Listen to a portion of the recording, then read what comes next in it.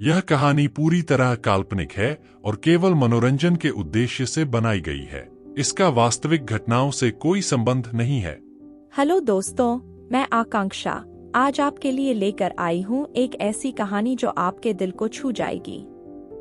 यह कहानी है रोहन और अदिति की, जो तीसरे विश्व युद्ध के दौरान एक गहरे बंकर में छुपे रहे। लेकिन इस बंकर की चार दीवारों के बीच वक्त ने उनकी जिंदगी में एक नया मोड़ ला दिया। कैसे वे एक मजबूत रिश्ते में बंध गए, प्यार की एक नई परिभाषा लिखी। और जब 1 साल बाद वे उस बंकर से बाहर निकले तो उन्होंने कैसी तबाह और बदली हुई दुनिया को देखा। यह जानने के लिए वीडियो को अंत तक देखें। तीसरा विश्व युद्ध एक ऐसा संघर्ष था जिसने धरती पर तबाही की सबसे भयानक तस्वीर खींची। यह वो युद्ध था जहां महाशक्तियां अपनी ताकत का प्रदर्शन करने में एक अजीब से पागलपन में खो चुकी थी।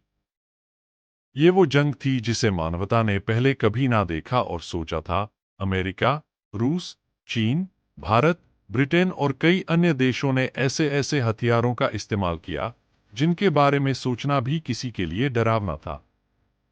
इस जंग में लेजर गाइडेड हाइपरसोनिक मिसाइलें, एंटीमेटर बम और न्यूक्लियर ड्रोन जैसे हथियार काम में लाए गए, जो एक पल में बड़े से बड़े शहरों को खाक में मिला सकते थे। ऐसी ऐसी परमाणु मिसाइलें जो पल भर में पूरे महाद्वीप को खत्म कर सकती थी। एक तरफ से फायर की गई लेजर बीम्स ऐसे अचूक निशाने साधती थीं कि वो इंसान को महज पल भर में भाप में बदल देती थी।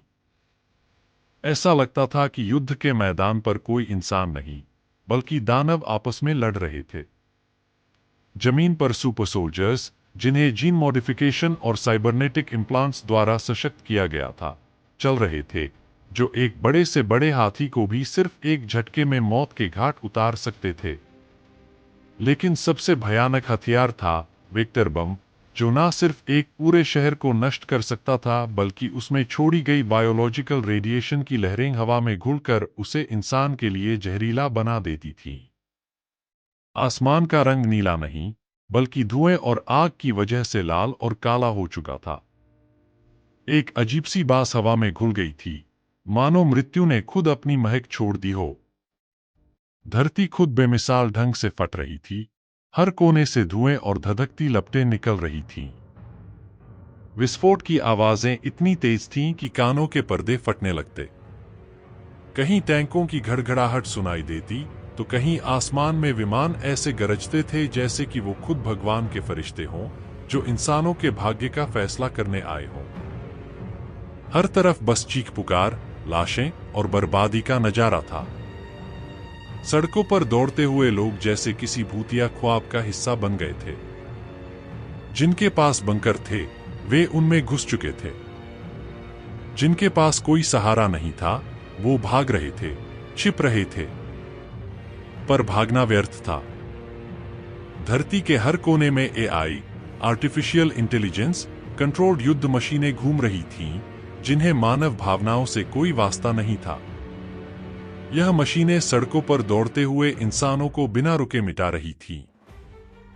इंसानों का अस्तित्व जैसे इस जंग में अर्थहीन हो गया था।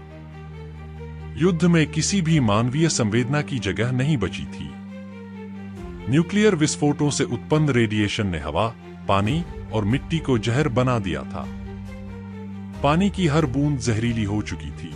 हवा में सांस लेना मौत को बुलाने जैसा था। इस युद्ध ने धरती को एक ऐसी जगह बना दिया जहां जीवन की कोई उम्मीद नहीं थी। इस युद्ध की तबाही का वर्णन शब्दों से परे था।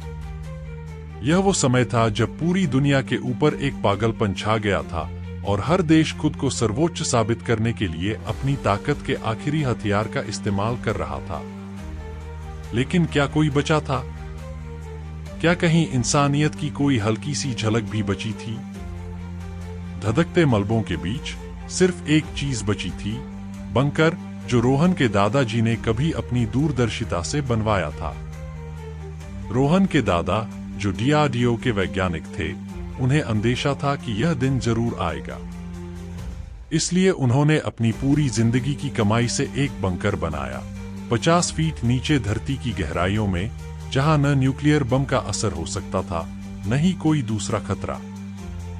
यह बंकर सिर्फ एक साधारण संरचना नहीं थी, यह किसी किले की तरह मजबूत था।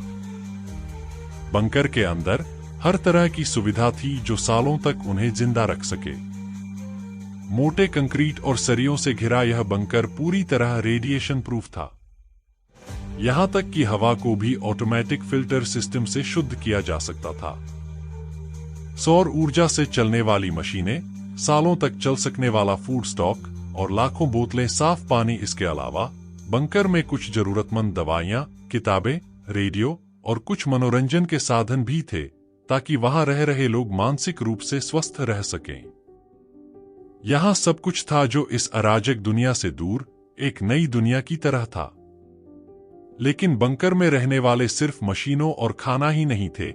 रोहन और अदिति, दो ऐसे युवा जो इस नर्क से बच गए थे, अब इस बंकर में एक साथ थे। रोहन और अदिति की मुलाकात पहली बार कॉलेज में हुई थी। दोनों एक ही कोर्स कर रहे थे, लेकिन कभी खास दोस्ती नहीं थी। रोहन शांत स्वभाव का था, जो हमेशा अपने काम में डूबा रहता था।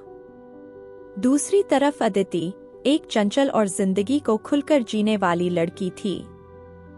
दोनों के बीच ज्यादा बातचीत नहीं होती थी, लेकिन कॉलेज की एक ट्रिप के दौरान उनकी नजदीकियां बढ़ी।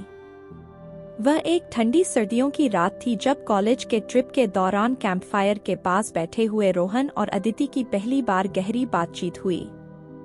रोहन ने अदिति को अपनी जिंदगी और अपने दादाजी के बारे में बताया। अदिति ने उससे मजाक में पूछा था, तुम्हारे दादाजी ने वाकई न्यूक्लियर बंकर बनवाया है? रोहन ने हंसते हुए कहा था, हाँ, और शायद वो हमारी जिंदगी बचा लेगा एक दिन। जब तीसरा विश्व युद्ध शुरू हुआ, रोहन और अदिति भाग्यवश उसी बंकर में पहुंच गए। शुरुआत में दोनों के बीच एक दूरी थी, एक अनजाना डर और अजीब सी घबराहट थी। बंकर की तन्हाई ने माहौल को और भारी बना दिया। वे दोनों एक साथ होने के बावजूद अजनबियों की तरह रह रहे थे। शुरुआत में दोनों एक दूसरे से ज्यादा बात नहीं करते थे। वे छोटे छोटे कामों में व्यस्त रहते, जैसे खाना बनाना, सफाई करना या चीजों की गिनती करना। बंकर में हर जरूरी चीज मौजूद थी। दादाजी ने भविष्य की संभावनाओं को ध्यान में रखकर सब कुछ प्लान किया था। लेकिन दिन गुजरने के साथ वह खामोशी अब असहनीय हो गई। रोहन ने महसूस किया कि उसके अंदर कुछ और था जिसे वह समझ नहीं पा रहा था। अदिति की आंखों में एक गहरी उदासी छिपी थी और वह उस उदासी को दूर करना चाहता था। एक रात जब बंकर की ठंडी हवा अंदर आने लगी, अदिति कांपते हुए सोने की कोशिश कर रही थी। रोहन ने देखा कि अदिति ठंड से परेशान है, लेकिन उसने कुछ नहीं कहा। वह अपने कोने में एक पतला कंबल ओढ़कर पड़ी थी। रोहन ने अपने बिस्तर से उठकर अपना जैकेट उसके पास रख दिया। ले लो, इसे पहन लो, तुम्हें ठंड लग रही है? उसने धीमे से कहा। अदिति ने एक पल को उसकी ओर देखा, फिर झिझकते हुए जैकेट पहन लिया। थैंक यू, उसने हल्के से मुस्कुराते हुए कहा, और वह पल उनके रिश्ते की पहली चिंगारी बन गया। इसके बाद उनका व्यवहार धीरे धीरे बदलने लगा। वे एक दूसरे के साथ अधिक खुलने लगे। वे अब साथ बैठकर खाना बनाते, बातें करते और कभी-कभी बिना कुछ कहे बस एक दूसरे के पास बैठते। एक रात जब दोनों बंकर की रोशनी में बैठे थे, अदिति ने धीरे से पूछा, क्या तुमने कभी सोचा है अगर हम यहाँ न होते तो क्या होता? रोहन ने उसकी ओर देखा, उसकी आंखों में चमक थी। शायद हम कभी एक दूसरे को इस तरह जान ही नहीं पाते, उसने मुस्कुराते हुए कहा। अदिति ने उसकी ओर मुस्कुराकर देखा, मानो वह उसकी बात से पूरी तरह सहमत हो। फिर अदिति ने रोहन से पूछा, तुम्हें डर नहीं लगता कि बाहर की दुनिया शायद अब कभी वैसी न हो? रोहन ने गहरी सांस ली और कहा, शायद डर लगता है, लेकिन मुझे लगता है कि यहाँ तुम्हारे साथ होना इस बंकर की सबसे अच्छी चीज है। उनकी ये बातें छोटे छोटे पलों में धीरे धीरे उनके दिलों के बीच प्यार की एक नई नींव रख रही थीं। एक दिन जब अदिति खाना बना रही थी, रोहन ने उसके करीब जाकर उसका हाथ पकड़ लिया। अदिति का दिल एक पल के लिए तेज धड़कने लगा। वह थोड़ी असहज हुई, लेकिन उसने अपना हाथ नहीं हटाया। तुम जानती हो, तुम्हारे बिना ये मुश्किल समय बिताना असंभव होता। रोहन ने धीमे से कहा। अदिति ने उसकी तरफ देखा। उसकी आंखों में एक नया एहसास था। मुझे भी नहीं पता था कि यहाँ इस बंकर में मैं किसी के इतना करीब आ जाऊंगी।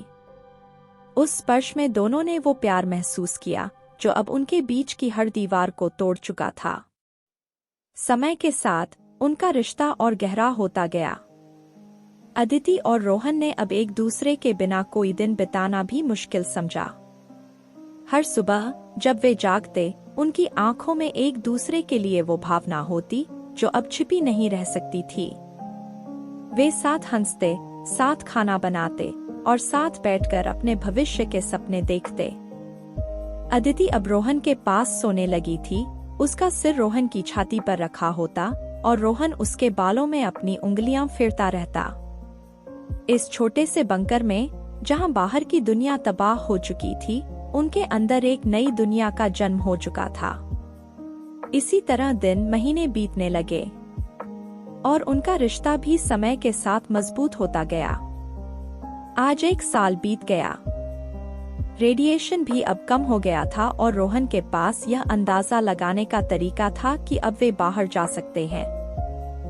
उन्होंने बंकर का दरवाजा खोला और बाहर कदम रखा। धरती अब भी वीरान थी, लेकिन हवा में अब उतनी जहरीली गंध नहीं थी। अदिति ने चारों ओर देखा और बोली, क्या ये वही दुनिया है जिसे हमने छोड़ा था? रोहन ने भी चारों ओर देखा और सिर हिलाया। अचानक दूर से एक आवाज आई, क्या तुम दोनों हो या और भी लोग हैं? अदिति और रोहन ने एक दूसरे की ओर देखा। उनकी आंखों में सवाल और डर साफ झलक रहे थे। क्या सच में कोई और बचा था, या यह कोई नया खतरा था? कहानी यहीं खत्म नहीं होती। यह तो बस शुरुआत है। अगले भाग में जानेंगे कि उन्हें किससे सामना करना पड़ेगा। दोस्तों, मुझे उम्मीद है कि आपको रोहन और अदिति की ये कहानी पसंद आई होगी। आप इस कहानी के बारे में क्या सोचते हैं? हमें कमेंट्स में जरूर बताएं। वीडियो को कम से कम 1000 लाइक्स तक पहुंचाने में मदद करें, ताकि हम जल्द से जल्द इसका पार्ट 2 आपके लिए ला सकें। चैनल को सब्सक्राइब करना न भूलें, क्योंकि आगे और भी दिलचस्प कहानियां आपका इंतजार कर रही हैं। तो फिर मिलते हैं जल्द ही और भी कहानियों के साथ।